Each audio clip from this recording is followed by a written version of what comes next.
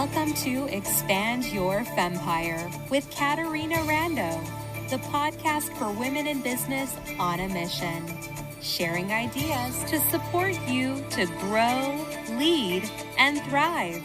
Now, here's your host, Caterina Rando. Welcome back to another episode of the Expand Your Fempire podcast. I'm your host, Caterina Rando, and I am blessing to be with you today because we have a fabulous, wonderful, super smart, super interesting guest, Seema Giri, who is with us today. We're going to talk about all kinds of things. Seema, welcome. Thank you, Caterina. I'm so excited to be here. Seema, we have known each other for several years now. You are a thriving publisher. You help people get their books done. You help them be Amazon bestsellers. You market them through your international summits. You're doing all kinds of exciting things, which we will get to. Let's start, though, by hearing a little bit about you and your entrepreneurial journey. How did you get from young gal in India to thriving entrepreneur in America? Give it to me. Sure. So I was born in a honeymoon town called Shimla in the mountains. And when I was 5 years old, I had the opportunity with my father, of course, and mom to come out of India. So we went to Germany first. My father was already there doing his postdoctoral work that he had to do. And my mom and me joined him there. It was one of the best times of my life, Caterina, because I didn't know the language, but that didn't bother me. I would talk in Hindi, people would talk in German. We would communicate with sign languages and laughter. And it was just so much fun. I would just take my bike and go ride. If I got tired, I would take the bus. And I would come home like 10, 11 at night. And that didn't bother me. So this was in the 70s, Caterina. This was back when it was called East Germany and West Germany. I was in Berlin. It's supposed to be a scary time, especially for immigrants like us, but that didn't bother me. As an extrovert child, as I was not fitting the category of how an Indian girl should be, quiet and shy, spoken to. And I guess that's how, kids at that time were generally considered anyway. So I became this really shy introvert person, couldn't even talk to the person in the store to ask for any directions or where something would be. And then funny thing, my mom would say, Seema, that's not how you're supposed to be. And I remember thinking, well, I wasn't, but then, you suggested I be this way. Then I got married in 92 to a very extrovert person. My husband was a people's person, and his entire family, they were entrepreneurs. There are 6 brothers. They're all lawyers. So they're all entrepreneurs doing their own thing. So after his master's in environmental engineering, we decided to go into business. And at that time, Caterina, was so risk averse because my side of the family was very risk averse. They wanted me to get a job, have security, and entrepreneurship did everything opposite. Still, I ventured into it very reluctantly and hesitantly. I was like, okay, my husband's taking the lead and I'm the support person. How old are you at the time and what business did you go into? Okay, so at this time, oh gosh, I was 27 years old because I just had my son. So this was after 5 years of working, 5 years of being married, just had my son, and we decided to give birth to a company at that time. Our first company was called Astrowix, and it was a project management consulting and training company. We helped Fortune 500 companies set up their whole project management methodology so they could deliver their projects within budget and on target. And we also help professionals from IT background, construction background, basically in any field, get their project management certification, which was called PMP. So we did the training and we had the opportunity to go back to India where we had like a headquartered and service the world around there. So through that, I took care of the entire operations, and my husband focused on the client part with his team, and I took care of the entire operations background. So we grew the company to 250 employees, and we served, over 100,000 people in the training section, and of course, several hundred companies from small to large in almost every industry, in construction, in IT, in telecom, in healthcare. You name it, we did it. We were the premier company known for this. We actually even got an award from Project Management Institute for making such a difference in another country and community. Sounds good. Why did you hang up that company, or did you sell it? No, we had the opportunity twice, Caterina, and twice my husband felt, if we could bring it to this level, we can take it to the next level too. And so we were like, okay, let's do this. But in 2012, my mom got diagnosed with lung cancer. I was living in India. She was in the US. I was going back and forth, visiting her, taking care of her. And then in 2013, things started going downhill. We had a little late effects of the recession. And then we got into a big contract with Samsung where we were supposed to take content onto their tablet and then have it distributed to children in the villages and rural areas all around. And we put $1 million of our own into this project. Well, you know how big companies work. One fine day, they switched management and they said, you know what, we're not going to do this project anymore. And we lost everything. So mom got lung cancer. I moved back in a heartbeat with my kids to take care of her. As mom was dying, so was the company. Lost mom first, then we lost the business because of that project. Wow, my friend, that's big, devastating situation, which I did not even know about. And you are so resilient. Well, maybe you didn't feel resilient at the time. Give us the report. How did you get from there to where you are now? Oh my gosh, I had to take some time off and just reflect. I wasn't expecting to grieve two things. I was the hands-on person with my mom. She was in Maryland. So I moved away with my kids, came back to California because this is where my kids liked. And I had to move away from that whole situation because the doctors told me if I don't stop and pause, I could have a stroke or a heart attack at any time. And I couldn't afford that with my kids. I was the only one. My husband was still in India trying to reclaim some part of the company and to see if he could grow that again. So to save my life, we moved to California. And I think that's when we had met in one of these networking groups. I was trying to see what else to do. I did not want to go back into the company and try again. There was a nagging voice inside me telling there's something else that I need to do. So I was trying to discover what that was. So I started sharing my story of my recovery from being bedridden with chronic pain, 3 types of autoimmune disease, to how I healed myself despite 11 doctors saying it wasn't possible. And then being bedridden after my son was born, and then doctors told me that's how my life was going to be. So people started saying, Seema, you need to teach other women how to do this. I'm like, I didn't feel I could. Then they reminded me of my success in the previous company and how I was actually coaching my employees, coaching our trainers, coaching the clients. And I never really saw myself in that way. I always saw myself as a support person. So I said, okay, so I started wellness coaching and helping women recover from autoimmune. And this is what happens when you say yes. I had just read a book by Shonda Rhimes, who wrote A Year of Yes. And she started saying yes to things that scared her. So I started saying yes to things that scared me. And I got the opportunity to co-author a book with Dr. John Gray, who wrote Men Are From Mars, Women Are From Venus, and Marcy Shimoff and Raymond Aaron. These guys are multiple times New York Times bestseller. So I said yes, I was scared to death, and I shared my recovery story. And that went really well. People really appreciated that. And people started coming and telling me that they have too recovered from many different things. And at the same time, I was thinking, how can I help these people share their story? And then at the same time, I got opportunity to compile anthologies. When this came up, I was like, you know what? You're crazy. This is not going to work. I can't do this. Again, I said yes. And then 18 months later, I have 4 #1 international best-selling authors, took 50 entrepreneurs to become #1 international best-selling authors. And I think that, Caterina, I was divinely led into what I'm doing today, because there are different aspects and different components. It can get challenging with the different personalities you're dealing with and the things that comes up for them. It's been the easiest thing and the most fulfilling thing I've ever done. Seema, first of all, I love hearing that. It's the most fulfilling thing you've ever done.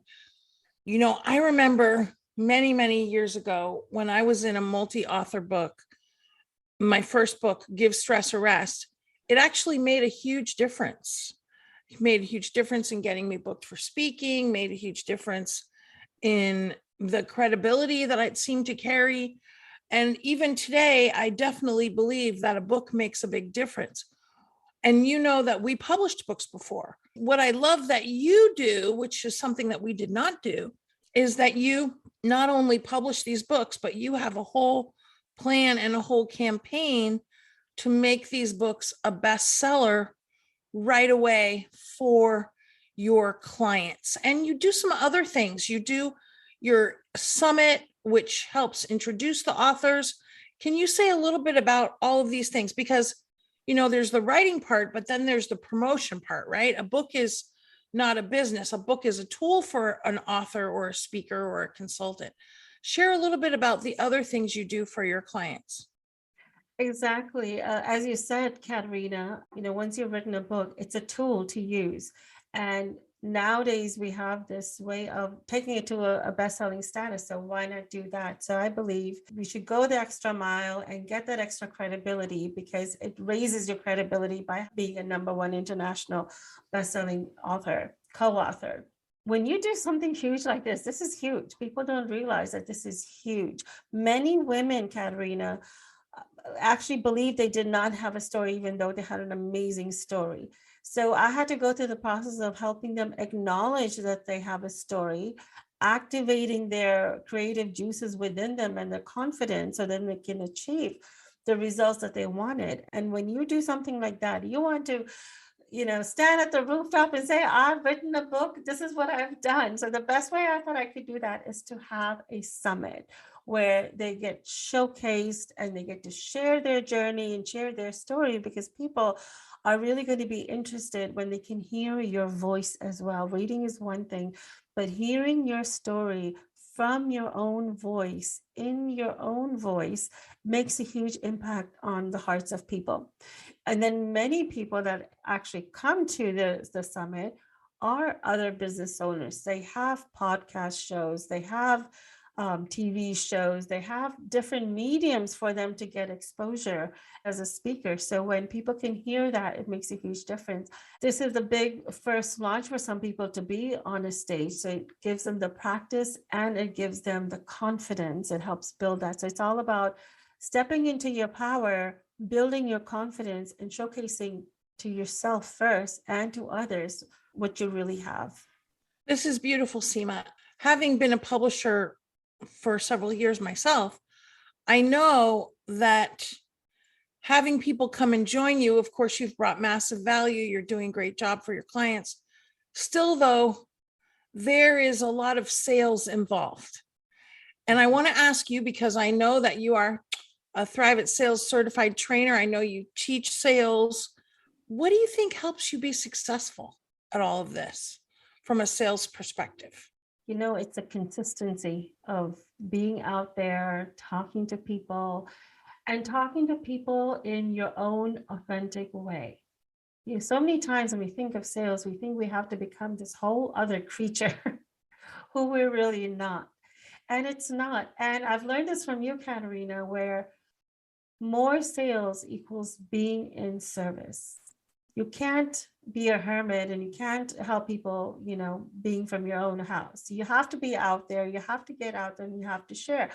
And when you're sharing, being your authentic self from the voice that you are at, some people are shy, some people are not shy, but even those who are not shy, who are extroverts, still have a hard time being out there. So it's about how to share your message, in what way to share your message, and having that confidence that you get to be who you are while you're doing sales. And that consistency makes you better and better and better. I love that, Seema.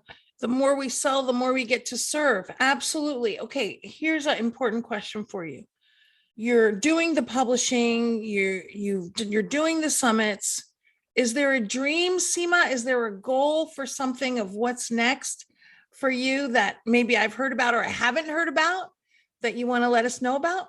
Yes. Well, I'm also helping people with their own solo books. So many of my co-authors who've been in several multi-author books are looking to write their own book as well.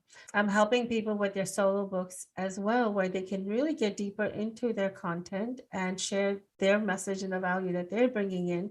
Also, I would love to speak on bigger stages myself. So I'm preparing myself for bigger stages. I'm preparing myself for TEDx. And I would like to take my clients through that same journey as well, because we're not meant to be on smaller stages. And, we're meant to share our message to the masses, to the millions, because like you, Caterina, and your group, and that's one of the reasons I'm in your communities, because we want to make a massive difference all around. And as we rise, help other women rise as well. Because the more we do that, and the more we get heart-centered, the more we can heal the world. I concur, my friend. Empowered women empower women, and that's what we're doing. You are empowering all of your authors to get their message out there, but also you're empowering them to be more confident about their messages and to amplify their voices. I love amplifying women's voices. I think it's an important part of the work, helping every woman know, like you said, helping women know that they have a story, that they have massive value to bring, that they can make a contribution, that their voice matters. Okay, so Seema, we've heard about some of these. You want to get on the TEDx, you want to help your clients with bigger stages. Any other secret dreams that I don't know about that we want to mention? Yeah, I want to do writing retreats all around the globe. As you know, I also do meditation. I've done the Master Your Inner Game to really connect to your internal wisdom, your internal creativity, because everything starts from within. So I would love to combine the meditation and the book writing retreat. I love it, my friend. Bing, bing, bing. I'm all about retreats. I love it. Seema, you've got so much value to bring. Now, you always have new titles that you're looking for authors for. You're always available to help people with their individual books. Let me ask, how can our people get in touch with you? We'll have all of your information in the show notes, but is there anything specific that you'd like to mention? I'm on social media on Facebook, LinkedIn, Instagram, Clubhouse. So whatever is the easiest way for people to connect with me. You can also connect with me through my email, Seema at uplift, that's UPLYFT.media, or go to my website, uplift, that's UPLYFT.media, and let me know that they want to talk about the book. Beautiful. Also, Seema has led a meditation for our virtual bliss retreats for the ladies that are coming on our bliss retreat in January. Now, Seema, you lead a meditation class as well. People can connect with you for virtual meditation classes as well. Isn't that correct? Yes, they can. Yes, I'll be starting another one very shortly, but yeah, it's on weekdays at 8 a.m. because it really helps you get the day started. I might do 8 a.m. Pacific, right? 8 8 a.m. a.m. Pacific. Now, Seema, I love this idea of the writing retreats, helping people get their books done, get their writing done. I love it. I'm going to be talking to you about this. My friends, be like Seema, amplify your voice, be loud and proud about your massive value. Seema, any final words before we wrap up with our listeners today? The last thing that I want to share with everyone is that your story matters. Don't worry about what it was. It's not about good or bad or right or wrong. Your story is your story, and that is what makes you unique. Share your story, amplify your story. Your story can save someone's life. It's so important. So be loud and proud. You have massive value to bring, as Caterina says. And you have a book within you, probably 3. I think most people have 3. So, share your story, whether it's in a book form or a podcast. Caterina also have a podcast, Break Free to Brilliance, that people can share their story on. Break free to brilliance. I love it. Bing, bing, bing. Okay, my friends, go get your book done. Connect with Seema. Be loud and proud. You've got massive value to bring. Seema, Thank you for being with us today on the Expand Your Fempire podcast. Everybody come hang out with us Fridays at 3:00 on Clubhouse. Join me for any of our upcoming workshops because Seema and I both want to support you to sell more, serve more, and most importantly, uplift more lives. Thank you, Seema. Bing, bing, bing. We hope you enjoyed this episode of Expand Your Fempire with Caterina Rando.